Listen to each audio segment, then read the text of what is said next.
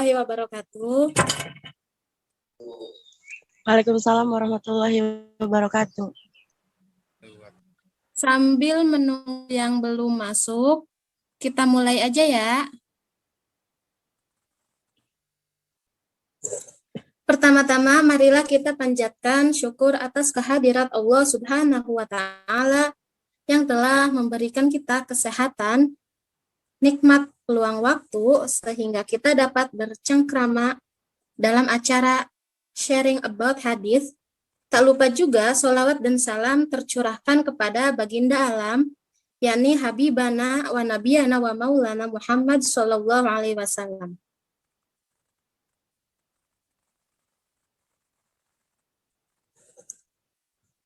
Baik, teman-teman semua, apa kabarnya? Sehat? Alhamdulillah.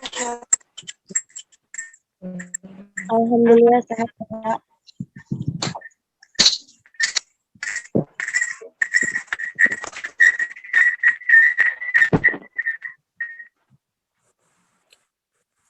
Baik, sebelumnya saya ucapkan terima kasih kepada rekan-rekan semua yang telah meluangkan waktunya untuk membantu terlaksananya acara ini. Teman-teman semuanya yang ada di sini perlu diketahui bahwa acara ini adalah salah satu kegiatan pengabdian kepada masyarakat mengenai hadis-hadis yang akan menjelaskan tentang kondisi pandemi pada saat ini. Ketahui juga bahwa saat ini pandemi yang disebabkan oleh adanya virus COVID-19 di Indonesia sudah memasuki lebih dari 1 tahun dan sudah menginfeksi lebih dari 1 juta jiwa di Indonesia.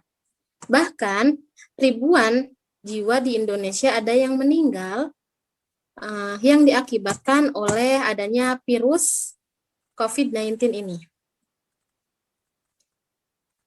Pandemi ini bukan hanya berdampak pada kesehatan saja. Efek yang diakibatkan oleh pandemi virus COVID-19 ini yaitu banyak sektor-sektor di Indonesia yang mengalami dampak, bahkan tak sedikit perusahaan baik yang besar maupun yang kecil mengalami penurunan. Sehingga membuat pengangguran semakin meluas. Akibat banyaknya orang yang harus di-PHK.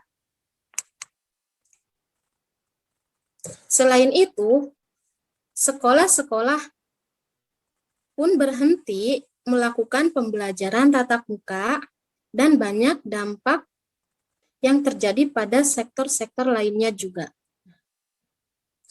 Lalu, bagaimana sih Islam memandang wabah pandemi yang terjadi pada saat ini?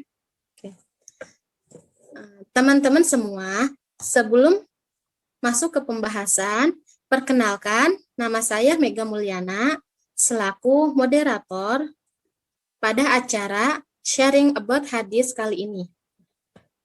Pada pertemuan kali ini, kita akan membahas tentang wabah pandemi dalam sejarah Islam yang akan dipaparkan oleh Saudara Syah Putri Widyastuti, Saudara Lia Nurlatifah Lutfiah, Saudara Auliana Fitri Intan Mutiara Sari, Saudara Khairul Kurniawansyah, dan Saudara Fahri. Untuk selanjutnya, kita akan memasuki pembahasan.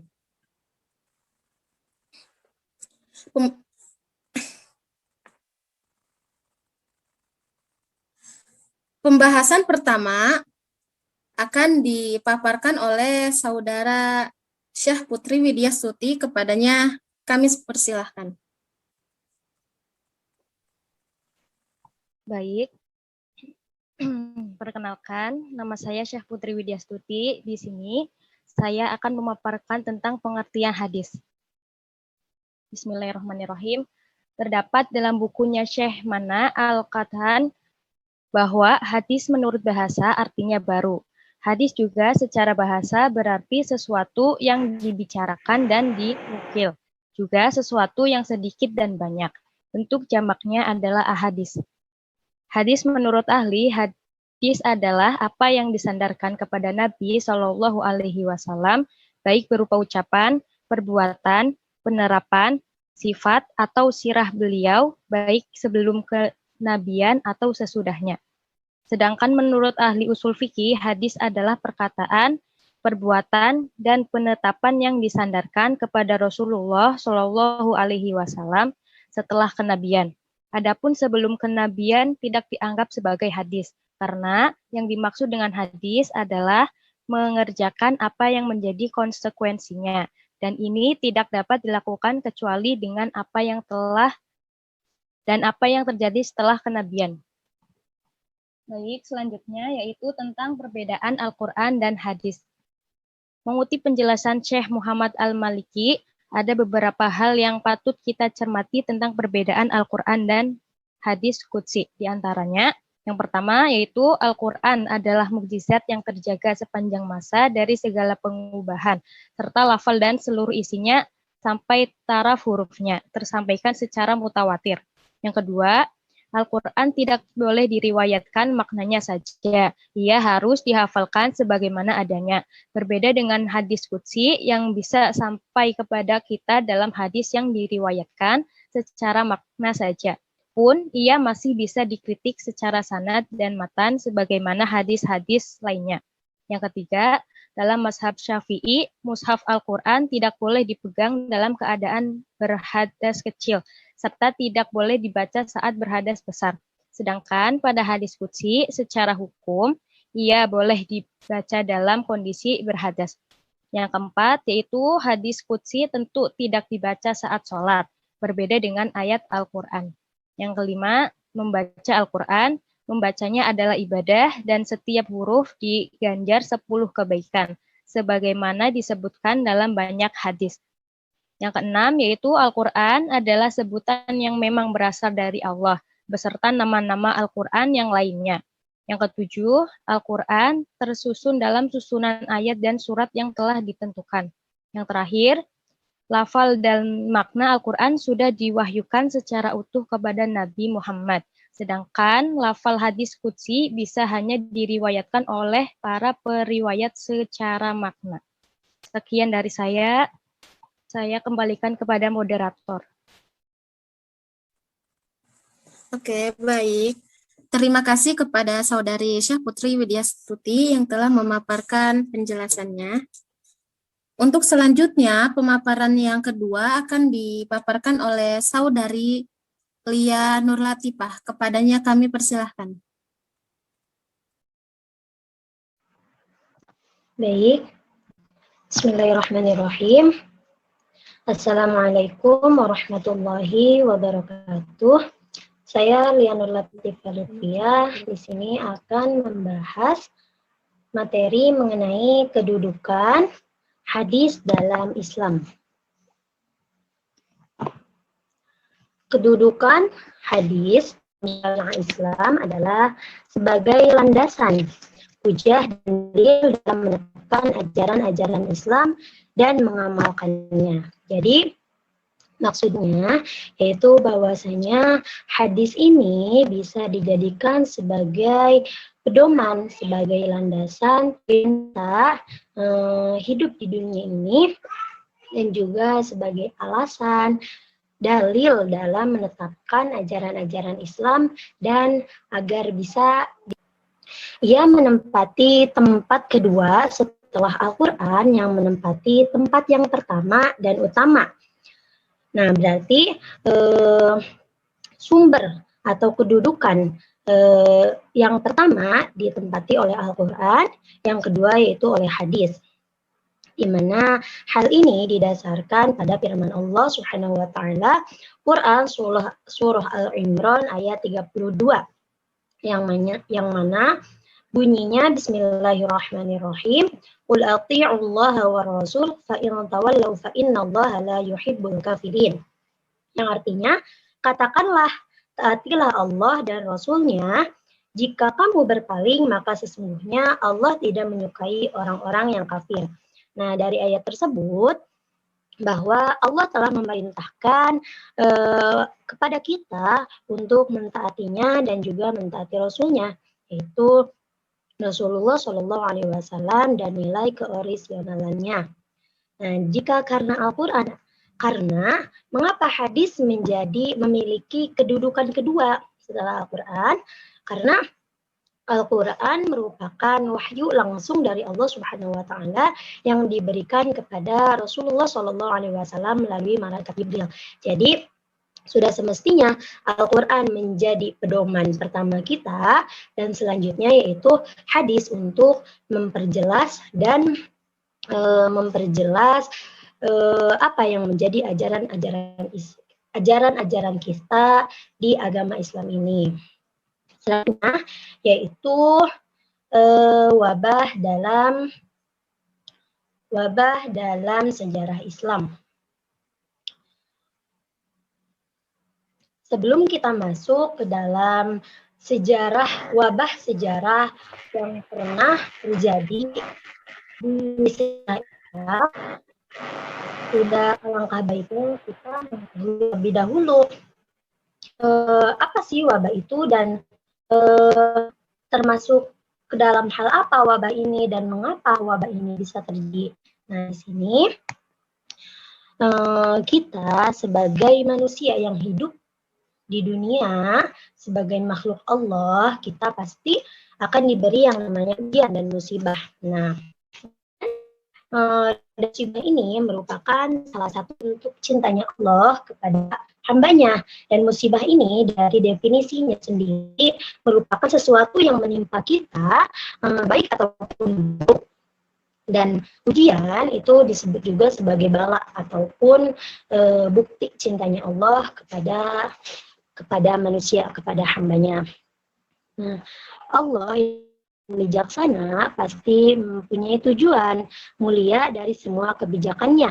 Manusia diharapkan bisa mengambil pelajaran dari semua kebijakan Allah, baik berupa kenikmatan ataupun musibah. Nah, ketika kita mendapatkan musibah ataupun ujian yang Allah tetapkan kepada kita, tidak seharusnya kita suudzon kepada Allah, namun kita harus husnudzon kepada Allah bahwa apapun yang Allah kehendaki, apapun yang Allah turunkan kepada kita itu merupakan bentuk cintanya Allah dan juga pasti adanya tujuan dari hal tersebut dan dapat dijadikan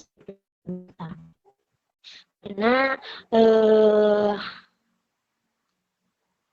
musibah juga bisa berupa ketakutan, kelaparan, kemiskinan, kesakitan, kehilangan, dan lain-lainnya. Dan hal ini disampaikan oleh Allah Subhanahu wa taala dalam firman-Nya, Bismillahirrahmanirrahim, "Walanabluwannakum bisyai'im minal khaufi wal ju'i wa naqsim minal amwali wal anfusi was samarat wa basyiris sabirin." Yang artinya, dan sungguh akan kami berikan cobaan kepadamu dengan sedikit ketakutan, kelaparan, kekurangan harta, jiwa, dan buah-buahan, dan berikanlah berupa berita gembira kepada orang-orang yang sabar. Quran Surah Al-Baqarah ayat 155. Yang mana dapat kita pahami dari dalil tersebut bahwa Allah pasti akan menguji hambanya untuk menguji kesabarannya, seberapa sabar ia dalam menghadapinya, dan juga apakah ia bisa melewati ujian tersebut, apakah sebaliknya ia malah berputus asa dan juga bersuudzon kepada Allah Subhanahu wa taala. Allah Maha Pengasih dan Penyayang kepada hambanya. Dia tidak akan berbuat zalim kepada mereka. Allah juga Maha Bijaksana atas segala keputusan yang dibuatnya.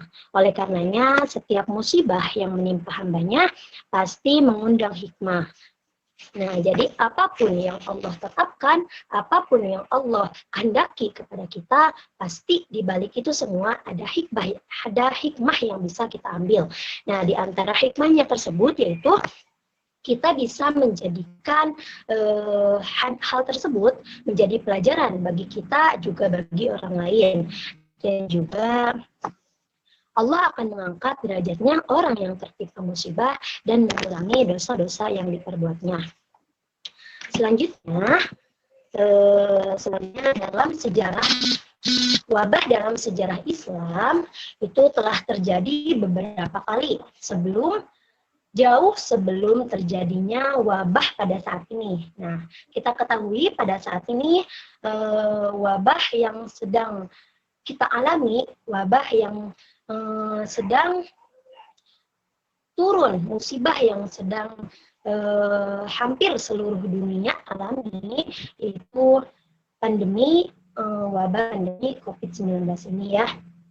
Nah, namun kita juga harus mengetahui bahwa jauh sebelum ini sudah beberapa kali terjadi wabah dalam sejarah Islam. Nah, sepanjang sejarah di beberapa wilayah Islam telah terjadi wabah penyakit, diantaranya yaitu yang pertama tahun Amwas pada tahun 18 Hijriah atau 693 Masehi, selanjutnya tahun Jarib pada tahun 69 Hijriah sampai 688 Masehi, selanjutnya tahun Fatayat atau Ashraf pada tahun 87 Hijriah sampai 705 atau 705 Masehi, selanjutnya tahun Muslim bin pada tahun 131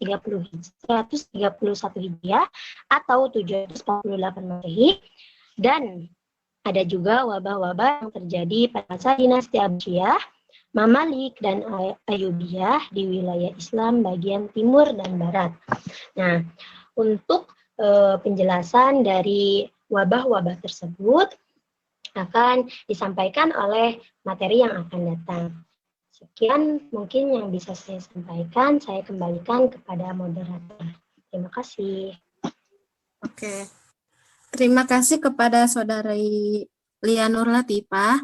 Untuk pembahasan selanjutnya akan dipaparkan oleh Saudari Auliana Fitri Intan Mutiara Sari. Kepadanya kami persilahkan. Baik, bismillahirrahmanirrahim. Assalamualaikum warahmatullahi wabarakatuh. Perkenalkan, nama saya Auliana Fitri Intan Mutiara Sari. Langsung saja kita masuk ke pembahasan selanjutnya, yaitu Ta'un Amwas yang terjadi pada tahun 18 Hijriah atau 693 Masehi pada masa kekhalifahannya Umar bin Khattab. Nah, kenapa dinamakan Amwas? Karena Amwas ini merupakan markas atau bentengnya pasukan Muslim ketika wabah ini terjadi. Jadi Amwas ini nama Arabnya untuk Emmaus Nikopolis, yang sejak abad pertama itu dia merupakan markas pasukan bangsa Romawi, kemudian berhasil direbut oleh pasukan Muslim, selanjutnya dijadikan markas pasukan Muslim ketika wabah ini terjadi.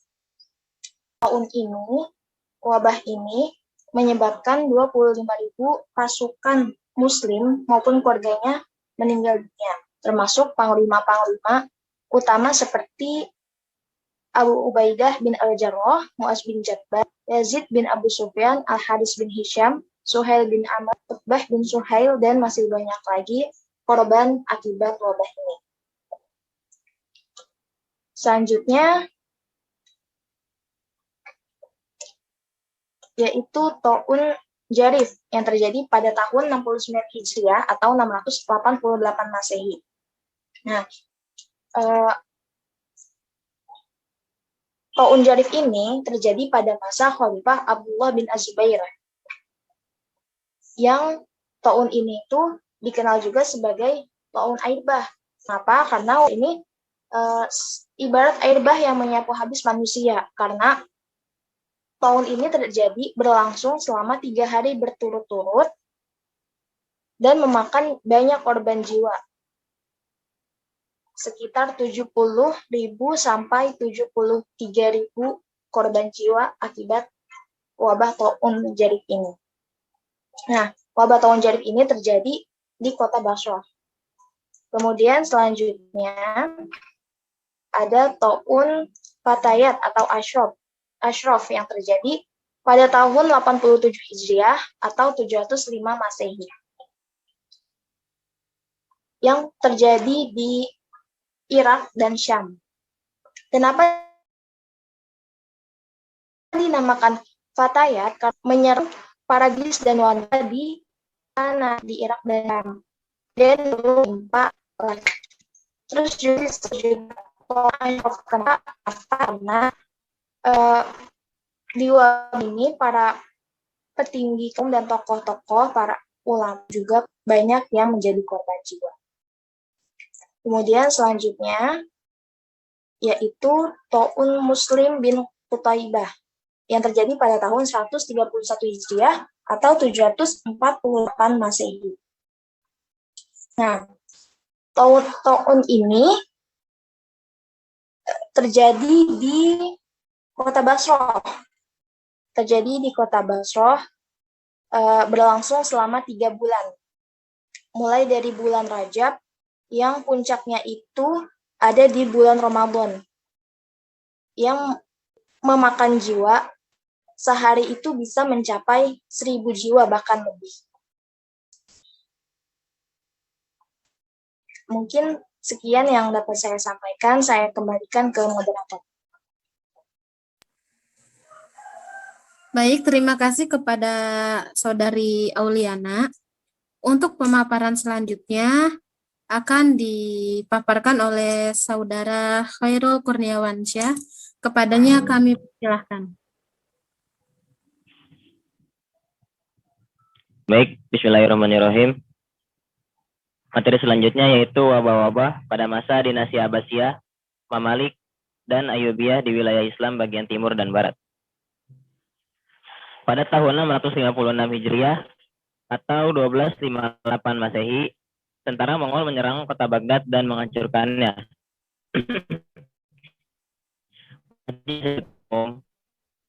Selama berbulan-bulan, kota Baghdad menjadi lengang, tak terlihat aktivitas manusia. Mayat-mayat korban peperangan tergeletak di jalan, ditambah turunnya hujan di kota itu membuat bau tidak sedap menyebar ke seluruh penjuru kota. Polusi udara ini menyebabkan munculnya wabah ganas hingga menyebar ke wilayah Syam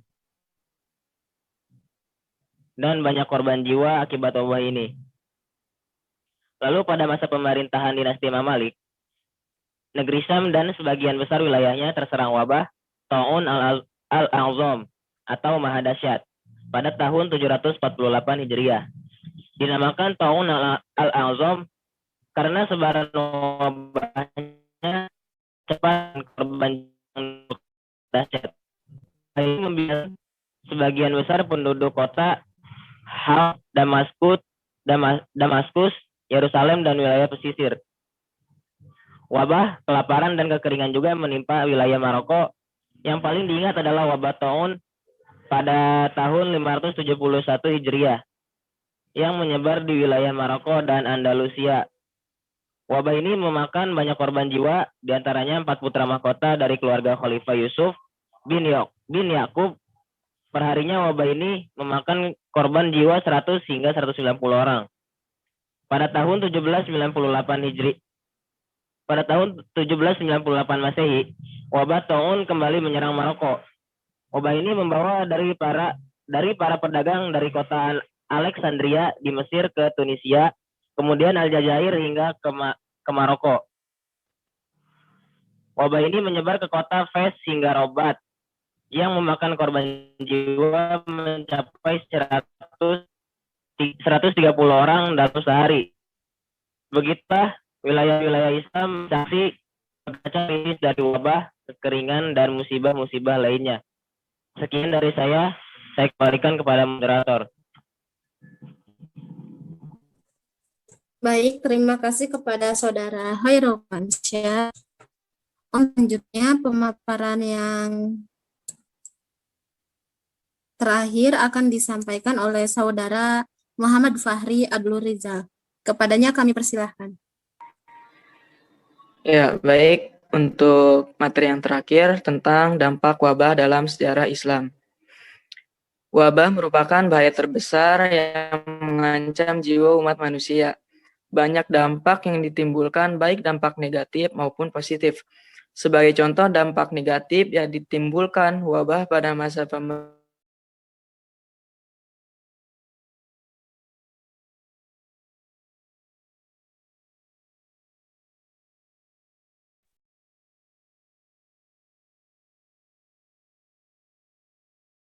keamanan.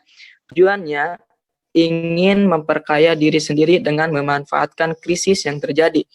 Di samping itu, orang-orang miskin terpaksa mencuri karena kebutuhan yang mendesak. Wabah juga memakan korban jiwa pada ulama dan orang-orang soleh. Hal ini mengakibatkan orang-orang kehilangan pegangan hidup sehingga mereka berpaling kepada dukun dan peramal untuk mengisi kekosongan jiwa mereka.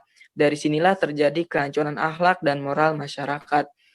Adapun dampak positifnya adalah didirikannya rumah sakit oleh pemerintah di seluruh wilayah Syam sebagai tempat untuk mengobati pasien yang terkena wabah.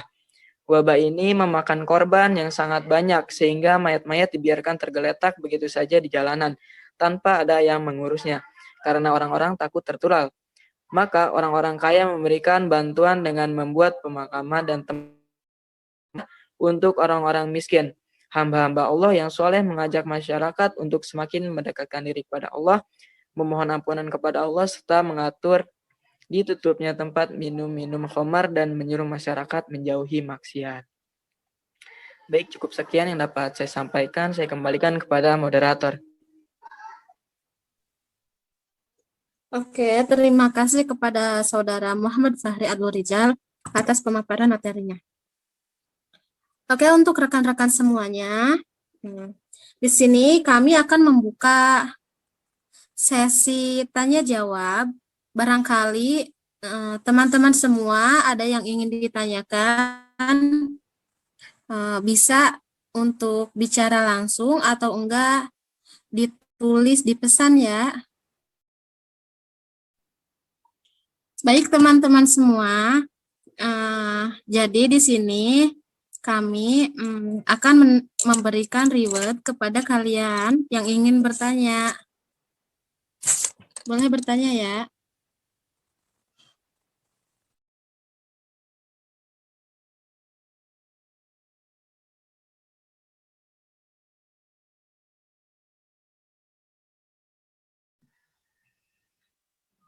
Teman-teman audiens, kalau misalnya ada yang malu ngomong, boleh ditanya lewat kolom chat ya.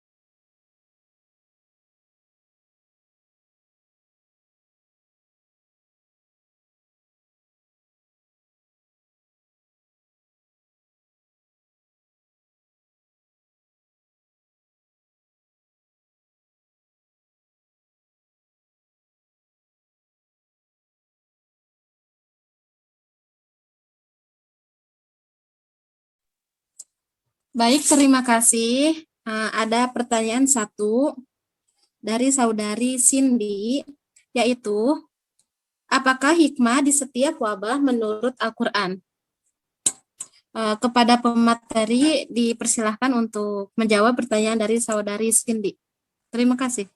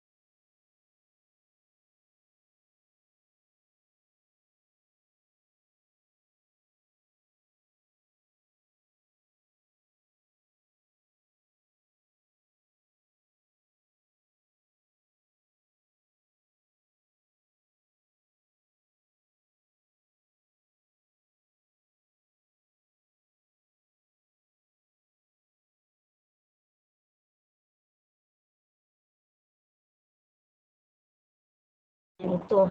Jika ada yang ingin menambahkan atau yang ingin menyanggah, silahkan. Terima kasih. Ini hanya untuk 3 penanya saja. Nah, untuk selanjutnya, insya Allah di pertemuan kedua kita akan membahas lagi. Nah, untuk pertanyaan kedua yaitu dari saudara Alia. Pertanyaannya, apakah virus corona yang saat ini menyebar termasuk wabah? Dan apa pengertiannya? Dan apa pula tugas masyarakat dalam menyikapi setiap ada wabah? Dan yang ketiga, pertanyaan dari Syafani, yaitu bagaimana sikap kita sebagai seorang muslim dalam menghadapi wabah? Kepada para pemateri dipersilahkan untuk menjawab. Terima kasih. Kita alami sebagai seorang muslim. Nah, dalam Qur'annya ada lanjutan dari Quran surah Al-Baqarah ayat 155 yang telah tadi dijelaskan dalam oleh pemateri, yaitu Quran surah Al-Baqarah ayat 156 yang mana berbunyi Bismillahirrahmanirrahim. Alladzina idza asabathum musibatun qalu inna lillahi wa inna ilaihi raji'un. Yang artinya yaitu orang-orang yang apabila ditimpa musibah maka mengucapkan inna lillahi wa inna ilaihi raji'un. Nah, maksudnya itu sesungguhnya kita itu milik Allah dan juga akan dikembalikan kepadanya, akan diambil lagi olehnya. Jadi ketika kita sedang mengalami yang namanya musibah, ujian, ya, wabah ini gitu, yang kita bisa bersikap dengan bertakwa, tetap bertakwa kepada Allah dengan menjalankan apa yang diperintahkannya dan menjauhi apa yang dilarangnya. Dan juga pada saat ini pemerintah itu menjadi wakil Allah dan kita diwajibkan untuk mematuhi apa yang menjadi peraturan yang telah ditetapkan oleh pemerintah. Seperti pada saat ini pemerintah menetapkan kepada kita untuk social distancing, untuk tetap di rumah, beribadah di rumah, untuk selalu menjaga kebersihan, menjaga imun, menjaga kesehatan. Itu untuk apa? Itu merupakan sebuah ikhtiar kita, merupakan sebuah ikhtiar kita untuk terjaga, untuk tetap sehat, untuk terjauh dari wabah tersebut. Nah, selain kita tawakal kepada Allah, juga kita harus ikhtiar. Setelah ikhtiar, kita harus sabar dalam menghadapi ujian yang telah Allah tetapkan. Karena dengan ujian itu kita tahu bahwa Allah cinta kepada kita. Untuk itu, bukti cinta Allah kepada kita yaitu dengan memberikan musibah kepada kita. Apakah kita bisa sabar? Apakah tidak? Gitu. Lalu setelah sabar, kita harus ridho dengan ketetapan Allah, ridho dengan kehendak Allah, dan kita bisa mengambil pelajaran, mengambil hikmah dari apa yang terjadi pada saat ini. Jadi sekian yang bisa saya jawab. Saya kembalikan kepada moderator. Terima kasih. Terima kasih kepada saudari Lia Nurlatifah yang telah menjawab pertanyaan dari Syifani. Nah, oke teman-teman, cukup sekian yang dapat kami paparkan. Sebelumnya, ada kesimpulan yang dapat dipetik dari pemaparan materi tadi, yaitu jauh sebelum adanya COVID-19, pada saat ini, pada masa dulu telah ada wabah-wabah seperti taun Hijriyah, taun Fataya, taun Muslim, dan taun Al-Qur'an. Dampak yang disebabkan oleh wabah tersebut yaitu seperti berkurangnya jumlah penduduk, petani mengalami penurunan hasil panen, dan orang-orang yang pada saat itu mengalami krisis ekonomi hingga pada akhirnya harus mencuri karena kebutuhan jiwanya. Dan banyak lagi dampak-dampak yang disebabkan oleh wabah-wabah tersebut. Cukup sekian dapat kami sampaikan, kurang lebihnya mohon maaf. Wassalamualaikum warahmatullahi wabarakatuh. Waalaikumsalam warahmatullahi wabarakatuh.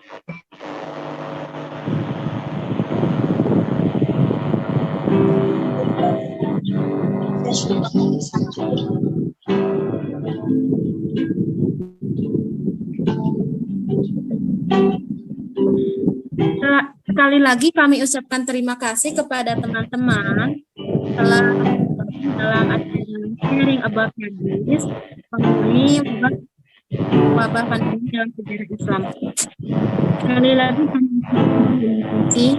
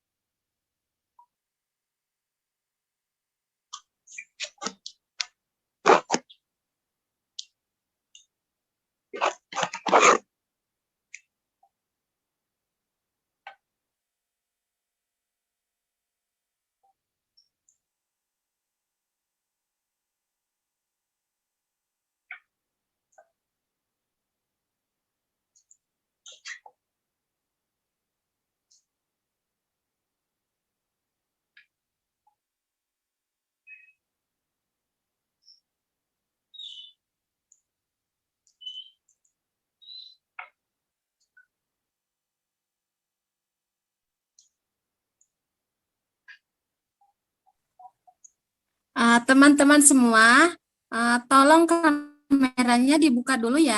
Kita mau foto dulu.